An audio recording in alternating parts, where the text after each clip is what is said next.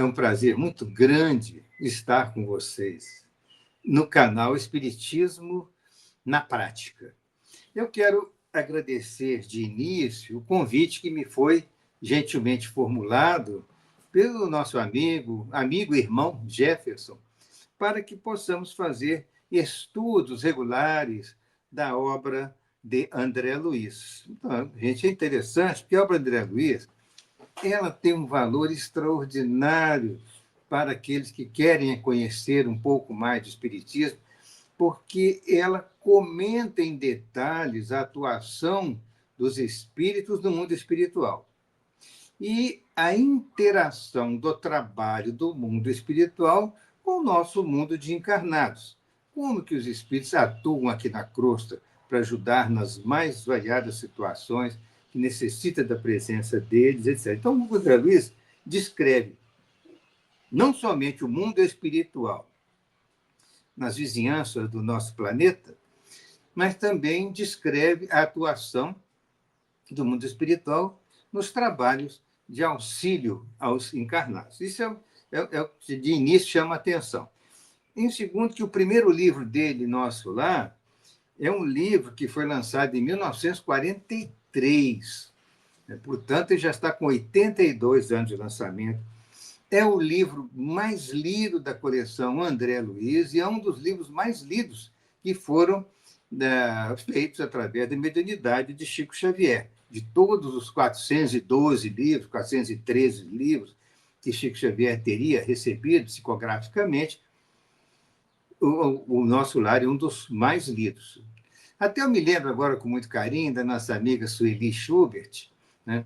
Está desencarnada agora, está muito feliz no mundo espiritual, porque a gente tem notícias dela. A Sueli, né, grande palestrante espírita, divulgadora, autora de vários livros, ela fazia sempre uma pesquisa quando ela falava, fazia palestras em vários centros, para saber quem que já tinha lido Nosso Lar. Então, geralmente, assim, a maioria das pessoas presentes já levantava a mão indicando que tinham lido. Aí ela perguntava, e o livro tal, e o livro tal, mas quase sempre ela tinha essa impressão de que a maioria das pessoas falava sobre a leitura de Nosso Lar, e é um livro realmente de um valor extraordinário, conforme vocês poderão acompanhar ao longo aí de nossos estudos, que foram progressivamente apresentando para vocês. De início no Nosso Lar, nós temos duas apresentações do livro.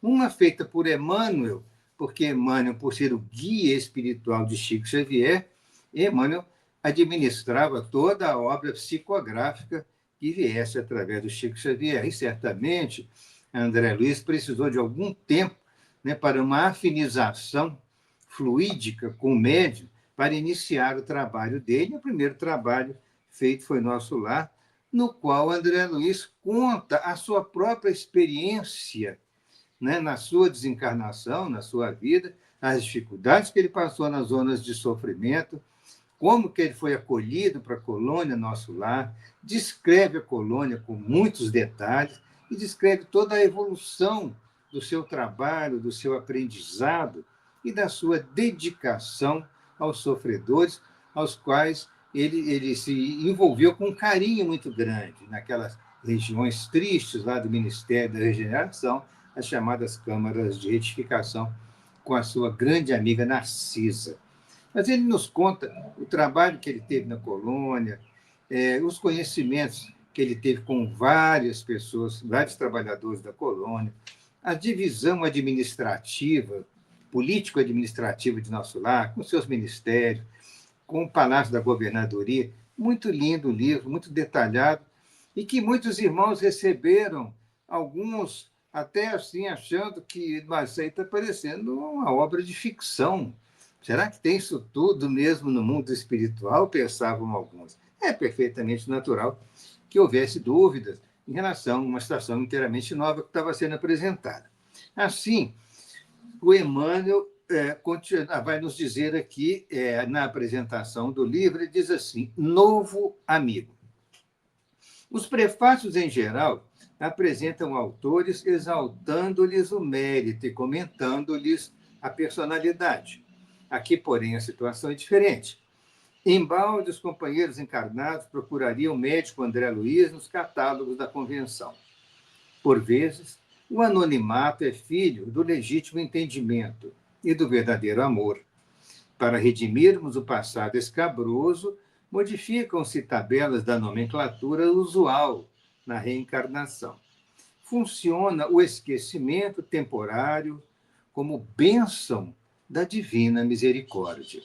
Ele está começando a explicar que o nome André Luiz não é o nome verdadeiro, é um pseudônimo que foi adotado para que não se identificasse a família do médico. Mas vamos continuar.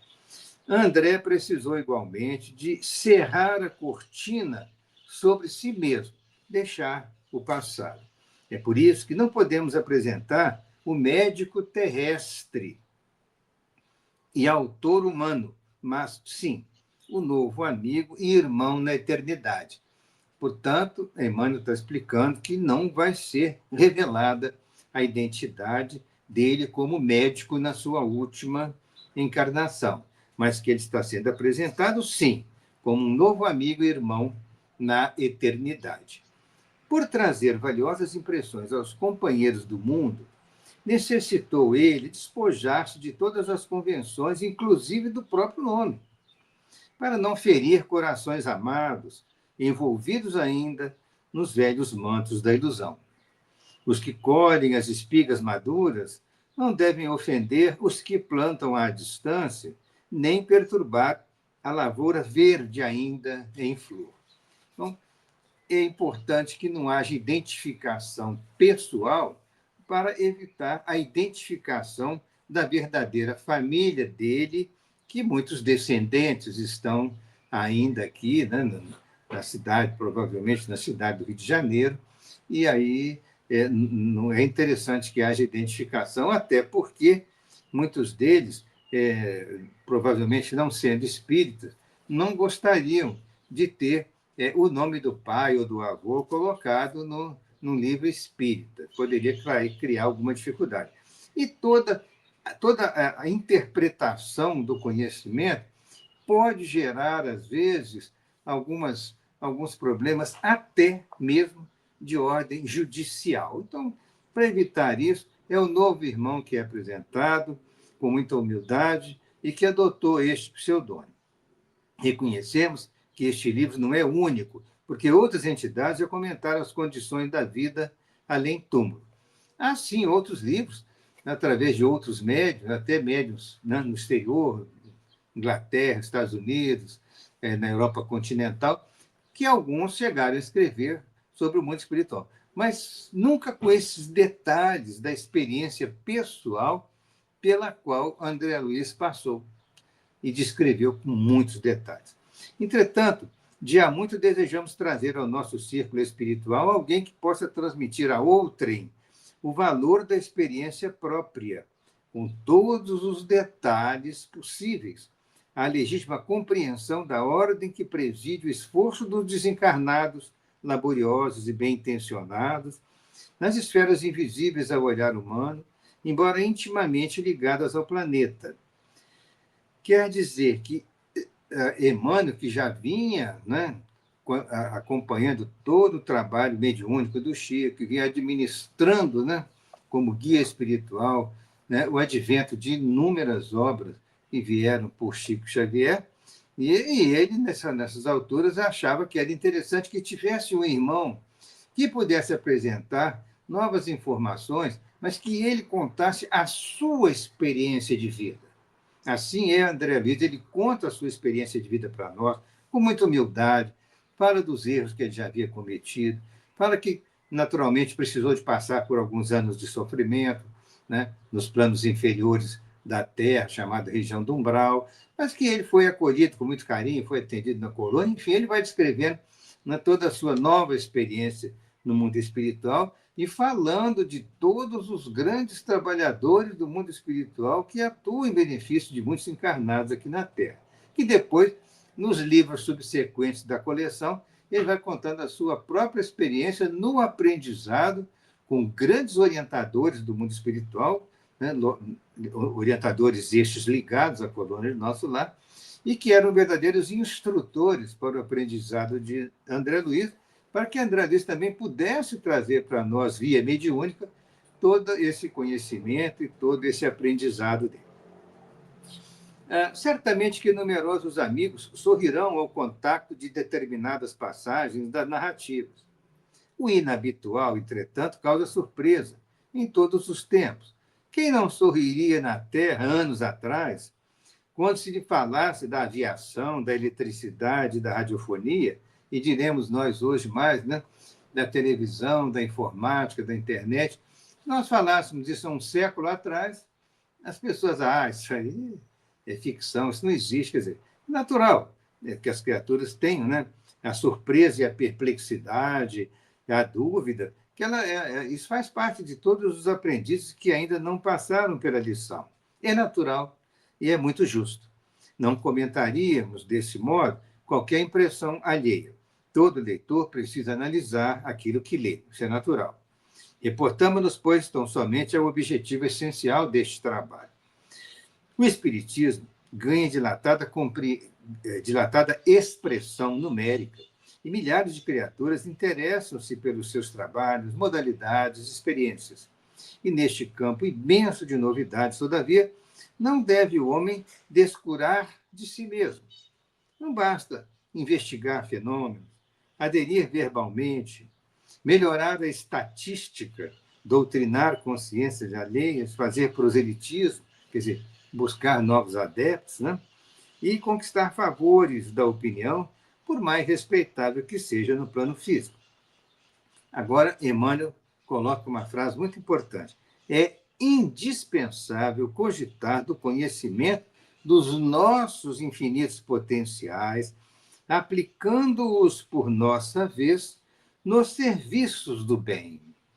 Então, Emmanuel traz essa condição de que nós, como criaturas humanas, agora considerando-nos como encarnados aqui, é importante que, através desses conhecimentos, nós saibamos que nós temos um grande potencial como espíritos que somos encarnados, aplicando esse potencial nos serviços do bem. Então, aquilo que nós buscamos na fonte da água pura do Espiritismo e que nós valorizamos esses conhecimentos, vamos procurar aplicá-los na nossa vida prática, né? Nas nossas relações com os nossos entes queridos, os familiares, as pessoas no nosso ambiente de trabalho, ou no templo em que frequentamos, na religião a que pertencemos, que possamos fazer isso levando de nós uma contribuição àqueles que necessitam dessa contribuição. Porque, ao ajudarmos, estaremos ajudando a nós próprios. É o que Emmanuel quer colocar aqui nesse sentido. O homem terrestre não é um deserdado. Ele é filho de Deus em trabalho construtivo, envergando a roupagem da carne, né, transitoriamente. Aluno de escola benemérita, onde precisa aprender a elevar-se. O homem, nós, né, seres humanos, somos alunos de uma escola benemérita que é o nosso planeta. E ali nós precisamos aprender a progredir. A luta humana é a sua oportunidade, a sua ferramenta, o seu livro. O intercâmbio com o invisível é um movimento sagrado, em função restauradora do cristianismo puro. Que ninguém, todavia, se descuide das necessidades próprias no lugar que ocupa pela vontade do Senhor. É importante dedicarmos-nos, né, ao conhecimento vindo pela via mediúnica, é muito importante. Todavia, temos que olhar também as nossas próprias necessidades junto aos nossos familiares, ao nosso ambiente de trabalho, à nossa profissão, essas coisas que desejamos fazer no mundo e que sejam feitas à luz desses conhecimentos novos, à luz do Espiritismo e do Evangelho de Jesus. Pois bem, André Luiz vem contar a você, leitor amigo, que a maior surpresa da morte carnal é a de nos colocar face a face com a própria consciência, onde edificamos o céu ou estacionamos no purgatório, ou mesmo nos precipitamos no abismo infernal. E vem lembrar que a terra é oficina sagrada e que ninguém a menosprezará, tem que conhecer o preço do terrível engano a que submeteu o próprio coração. Então, ele fala aqui, Emmanuel, que André Luiz coloca muito claramente que a morte nada mais é do que nós encontrarmos a nós mesmos, é o encontro do indivíduo com ele próprio, é o encontro com a sua consciência. E dependendo do que tenhamos realizado, nós estaríamos edificando, ele coloca aqui de uma forma figurada, nós estaríamos edificando o céu, ou estacionarmos no purgatório, ou mesmo sermos precipitados em zonas infernais de sofrimento, de acordo com o que a criatura realizou na sua existência. Né? Se foi na direção do mal, na direção do bem, isso aí é o destino que cada um tem que analisar e ver as melhores probabilidades que ele tem na sua existência. E, lamentavelmente, ele entregou-se a ações profundamente contrárias à lei de Deus, certamente responderá pelas consequências de seus atos. Né? Guarde a experiência deste livro na alma. Ela diz bem alto que não basta a criatura, né? Ela diz, quer dizer, essa experiência, né? Bem alto, não basta a criatura pegar-se à existência humana, mas precisa saber aproveitá-la dignamente. Que os passos do cristão em qualquer escola religiosa devem dirigir-se verdadeiramente ao Cristo, e que, em nosso campo doutrinário, precisamos, em verdade, do espiritismo e do espiritualismo, mas muito mais de espiritualidade. Então, com esta colocação, Emmanuel quis dizer que nós precisamos, sim, dos valores religiosos, do espiritismo, do espiritualismo, mas que em nossa conduta como seres humanos, em relação aos nossos irmãos, nós precisamos da espiritualidade, porque é a forma de relacionarmos fraternalmente com o nosso irmão e é a forma de seguirmos o que Jesus ensinou, que devemos amar ao próximo como a nós mesmos. Agora vem a mensagem de André Luiz. Ele próprio, como autor, vai querer apresentar o livro, naturalmente, e ele coloca umas coisas muito interessantes também. A vida não cessa, diz André Luiz. A vida é uma fonte eterna e a morte é o jogo escuro das ilusões. O grande rio tem o seu trajeto antes do mar imenso. Copiando-lhe a expressão, a alma percorre igualmente caminhos variados e etapas diversas. Também recebe afluentes de conhecimentos aqui e ali, avoluma-se em expressão e purifica-se em qualidade, antes de encontrar o oceano eterno da sabedoria. É quando o espírito adquire um plano tão elevado de evolução como o espírito puro, que ele está aí em comunhão com a divindade. Cerrar os olhos carnais constitui operação demasiadamente simples. Permutar a roupagem física não decide o problema fundamental da iluminação, como a troca de vestidos. Nada tem a ver com as soluções profundas do destino do ser. E o fato de desencarnar não muda nada na conduta do indivíduo. Ele será o mesmo. Se ele tem problemas pesados de consciência, ele vai enfrentar a si mesmo no espiritual e naturalmente, as consequências que a lei divina vai prever. Mas o fato é que ele não há nenhuma mudança milagrosa na transformação de um plano para outro. Então, a continuidade do serviço e do progresso espiritual certamente vai ser mantida, mas sem que haja nenhuma mudança, né, súbita, mudança assim totalmente fora de propósito, não. É o indivíduo que vai reconhecer-se como a si próprio, vai relacionar-se com seus entes queridos, com as pessoas que o amparavam, e vai pedir a oportunidade de trabalhar, de aprender, de continuar, né, dedicar-se no mundo espiritual a tarefas para a sua própria elevação e daqueles com quem ele vai, naturalmente, conviver. Cerrar os olhos carnais constitui uma operação demasiadamente simples. E permutar a roupagem física não decide o problema fundamental da iluminação, como já tínhamos lido. Ó, caminhos das almas, misteriosos caminhos do coração. Poeticamente ele diz isso. Ó, caminhos das almas, misteriosos caminhos do coração. É mister percorrer-vos antes de tentar a suprema equação da vida eterna. É indispensável viver o vosso drama, conhecer-vos detalhe a detalhe no longo processo do aperfeiçoamento espiritual. Seria extremamente infantil a crença de que o simples baixar do pano resolvesse transcendentes questões do infinito. Baixar do pano seria a passagem para o mundo espiritual, seria muito infantil se entendêssemos que isso resolveria todos os problemas do futuro do espírito.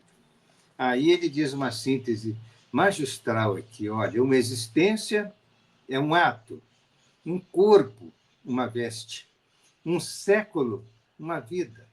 Não, desculpa, um século, um dia, um serviço, uma experiência, um triunfo, uma aquisição, uma morte, um sopro renovador. Eu vou repetir que isso é muito interessante. Olha só. Uma existência é um ato. Um corpo, uma veste. Um século, um dia. Um serviço, uma experiência. Um triunfo, uma aquisição. Uma morte, um sopro renovador. Quantas existências, quantos corpos, quantos séculos, quantos serviços e quantos triunfos, quantas mortes necessitamos ainda? Ele está dizendo que realmente nós já passamos por muitas e muitas experiências de reencarnações no passado, mas ainda teremos muitas reencarnações em direção ao futuro para consolidarmos a nossa posição num patamar de evolução espiritual muito elevado, que aí não precisaremos nem mais da reencarnação, a não ser que nós desejemos, né, voltar como missionários, numa situação qualquer, por opção do espírito. Mas chega num ponto que não precisa mais, na escada do progresso espiritual, não é necessária mais a reencarnação, porque toda a experiência que poderia ter sido adquirida através dessa fileira de milhares de reencarnações, nós já adquirimos, aí estabilizamos numa posição muito elevada, e daí continuamos a trabalhar mais na proximidade do Criador, entendendo melhor os desígnios, as leis e o carinho que o Criador tem por todos nós. E o letrado em filosofia religiosa fala de deliberações finais e posições definitivas. Ai, por toda parte, os cultos em doutrina e os analfabetos do espírito. É preciso muito esforço do homem para ingressar na academia do Evangelho do Cristo, ingresso que só se verifica, quase sempre, de estranha maneira. Ele, só na companhia do mestre, efetuando o curso difícil, recebendo lições sem cátedras visíveis e ouvindo vastas dissertações sem palavras articuladas. É a luta para a compreensão, o entendimento do Evangelho e colocar o Evangelho em nossos corações. Mas ele diz uma coisa interessante, que o letrado em filosofia religiosa fala em posições definitivas. A questão tradicional das religiões, que interpreta a vida como uma só, que interpreta que a sorte da pessoa já está definida após a morte, ou ela vai para o inferno, ou ela fica temporariamente no purgatório, ou ela vai para um céu que não fica muito bem esclarecido, como se a pessoa pudesse ficar lá em contemplação estática, né, das maravilhas do paraíso, uma situação que não explica para as pessoas que querem raciocinar um pouco, mas como que Deus, sendo justo, né, ocorrem todas essas diferenças enormes pelo mundo, né? As diferenças físicas entre as criaturas, crianças que nascem, né, com deformidades físicas graves e outras são saudáveis, né? As grandes diferenças físicas, as diferenças intelectuais, pessoas com enorme dificuldade de aprendizagem e outras com uma facilidade enorme que chegam ao nível da genialidade, das diferenças intelectuais, né? E as diferenças morais, que dizer delas? Irmãos nossos infelizes que ainda trabalham em planos aí de muita crueldade, violência, né, trazendo problemas graves de relacionamento humano, perturbando a vida de muitas criaturas. São os nossos irmãos que moralmente ainda deixam muito a desejar, e tem aqueles outros no outro extremo, aqueles que são verdadeiros missionários do bem. Entre uns e outros, há um enorme caminho aí para desenvolver. Então, nós temos na Terra uma visão rápida da humanidade, a fácil constatação das grandes diferenças físicas, intelectuais e morais entre as criaturas, conforme Allan Kardec nos fala em O Livro dos Espíritos, quando ele escreve aquela parte sobre as considerações sobre a pluralidade das existências, que é um escrito magistral que deve ser revisto por todos.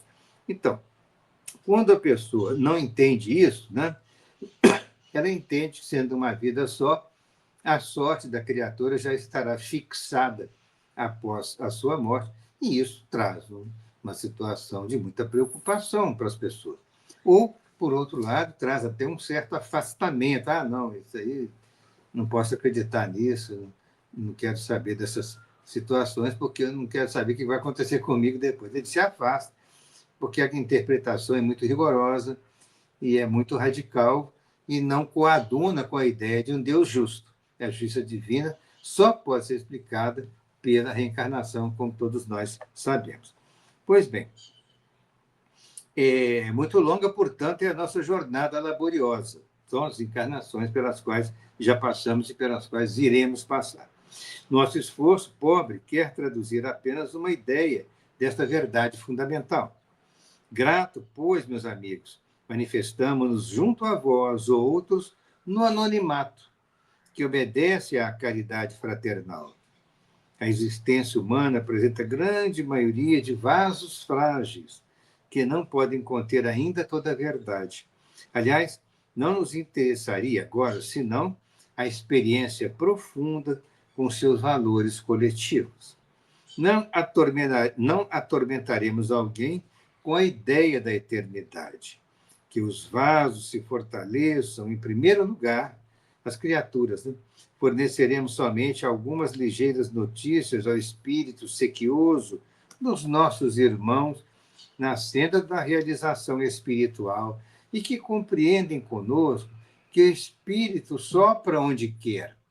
E essa citação dele, o espírito sopra onde quer, está contida no Evangelho de João, no capítulo 3, versículo 8, em que diz assim: o Espírito sopra onde quer, ouves a sua voz, mas não sabes de onde vem, nem para onde vai.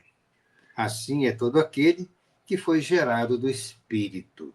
João, capítulo 3, versículo 8, aqui da tradução do Novo Testamento de Haroldo Dutra Dias. E essa colocação é muito interessante, porque fala dos valores do Espírito. Isso foi naquela passagem clássica que Nicodemos perguntou a Jesus o que teria que fazer para adquirir o reino do céu. Aí Jesus falou que, na verdade, teria que nascer de novo. Aí Nicodemos não entendeu a questão do nascer de novo. Foi quando Jesus disse isso para ele, né? O Espírito sopra onde quer e ouves a sua voz, mas não sabes de onde vem, nem para onde vai. Ou seja, o Espírito vem adquirindo valores intelectuais e morais ao longo da longa fieira de reencarnações na espécie humana, sem contar os reinos inferiores da natureza, ainda o princípio inteligente na sua individualização.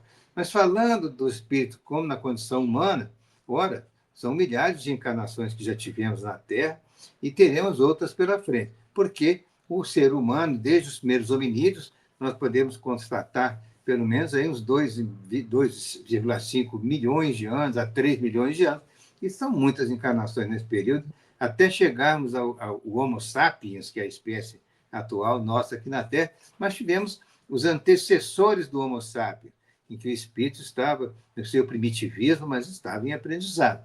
Então, isso porque o espírito vem de muito longe, ele sopra onde quer, quer dizer, ele pode passar por experiências das mais variadas, né? Pode dizer as mais variadas coisas, pode conviver com várias pessoas, mas isso nas inúmeras existências. E ele ainda diz assim, não sabes de onde vem e nem para onde vai, porque como é que nós vamos situar o nosso passado distante e para onde iremos? Fica difícil localizar isso, mas o fato é que todo aquele é gerado do Espírito, ou seja, todos nós que somos espíritos em progresso, viemos de um passado distante e iremos para um futuro ainda a ser determinado. Essa colocação de Jesus é para falar da grandiosidade da existência do espírito, que muito, antecipa em muito a vida atual e vai seguir no futuro muito além. Pois bem, e agora, amigos, que meus agradecimentos se calem no papel, recolhendo-se ao grande silêncio da simpatia e da gratidão. Atração e reconhecimento, amor e júbilo moram na alma. Crede que guardareis semelhantes valores comigo a vosso respeito no santuário do coração. Que o Senhor nos abençoe. Então, colocando um parágrafo final com muito espírito de fraternidade, com muito carinho para os seus leitores, André Luiz diz que guardará no coração dele, né, a gratidão e a simpatia por todos nós que queremos conhecer a sua obra, todos nós queremos ser seus leitores. Então, estamos todos convidados, né, nesse caminho que vamos percorrer daqui para adiante, né, como leitores de André Luiz, pedindo que ele próprio nos dê muita inspiração, nos dê a sua assistência, para que possamos abrir os nossos corações e aumentar a nossa compreensão de todos os valores evangélicos doutrinários que ele trouxe para nós em sua magnífica coleção. Ficam todos os irmãos convidados para que daqui para frente possamos caminhar juntos nessa jornada do conhecimento espírita à luz do Evangelho de Jesus, com todas as informações que o querido André Luiz nos traz. Um abraço a todos, muita paz.